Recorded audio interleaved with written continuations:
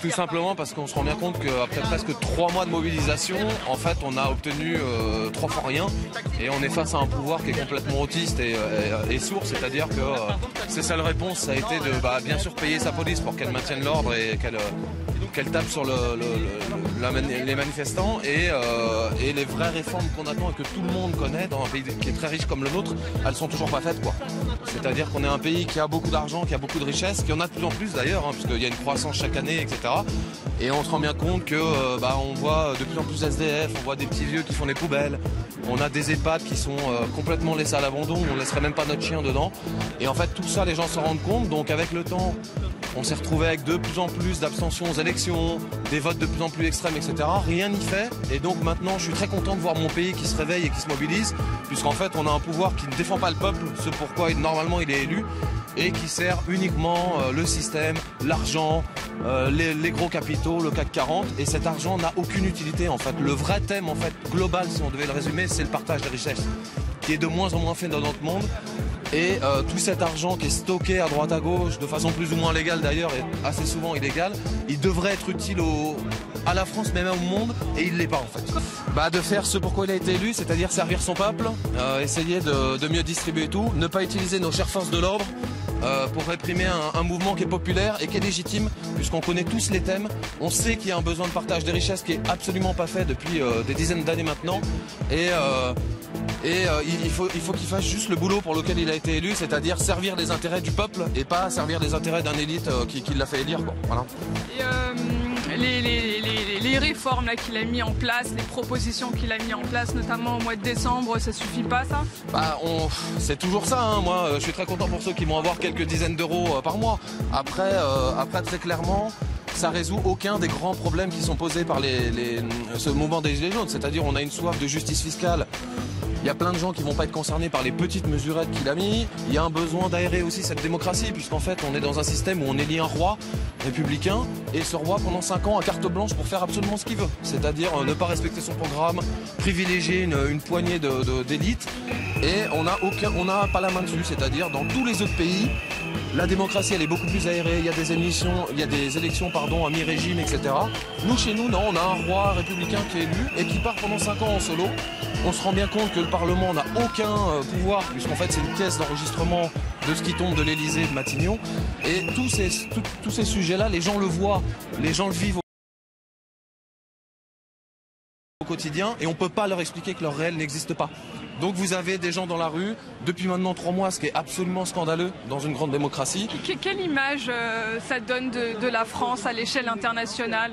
Ces manifestations qui durent, qui s'éternisent presque, et puis surtout ces images de violence qui font le tour du monde. Moi je crois que la violence, elle est assez pratique pour le pouvoir, pour délégitimer le mouvement. Après, l'image à l'extérieur, elle est l'image qu'a toujours eu la France, c'est-à-dire qu'on a toujours été un pays un petit peu en pointe, qui résiste à l'ère du temps quand ça va pas, etc. Et moi je suis extrêmement fier d'être français depuis 3 mois, puisque je pensais le pays endormi avec les réformes de la loi du travail, de la SNCF et tout l'année dernière.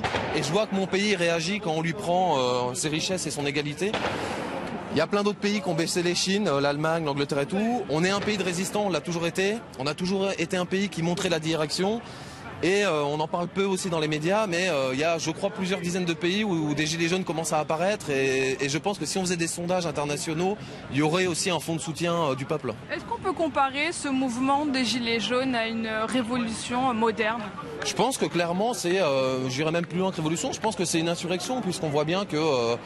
on essaie de cadrer les manifestations en faisant des arrestations préventives comme ça a été fait en décembre. Il y a eu plus, je crois, de 5000 arrestations pour 120 mises en examen au final. C'est un signal qui est absolument incroyable. C'est-à-dire que vraiment on utilise tous les outils de la loi. Là on vient de voter une loi anti-casseurs.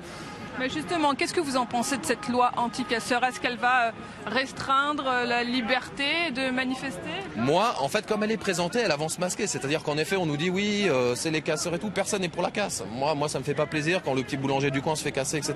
C'est une poignée de personnes. Les casseurs, c'est aussi assez utile puisqu'en fait, ça permet de tourner en boucle sur les médias, et ça permet de dézoomer sur les vrais sujets et de dire, regardez, il y a 3 mecs qui ont jeté un pavé, cassé une vitrine. C'est très pratique. Après, cette loi-là, j'ai peur qu'elle soit, on le saura dans les prochains mois et années. Le problème de ça, c'est qu'elle peut être mal utilisée, clairement, puisque on a enlevé à la justice son pouvoir de juger sur pièce et de condamner des gens au profit de l'intention de.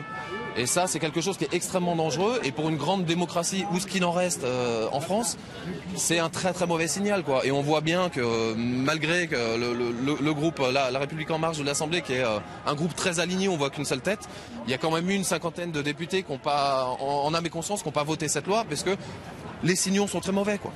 Merci Ludovic pour votre témoignage. Vous l'avez entendu, Samantha, Ludovic, qui demande à Emmanuel Macron de plus écouter son peuple, encore un peu plus, et qui dénonce, comme beaucoup d'autres, la loi anti-casseurs et qui réclame un partage des richesses un peu plus juste.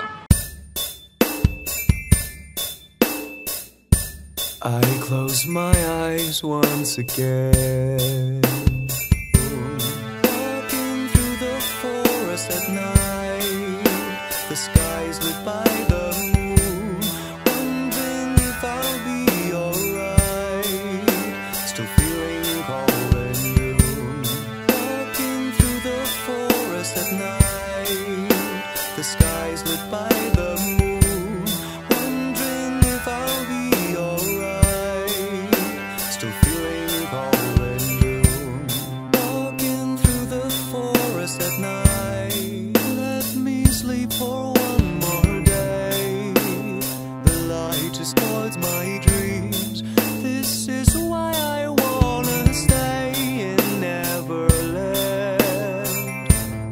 I spread out my wings and rise. The young crown king of the skies. Easily I'll break through the clouds. No, only the sun is above. I spread out my wings and rise. The young crown king of the skies. Easily I'll break through the clouds.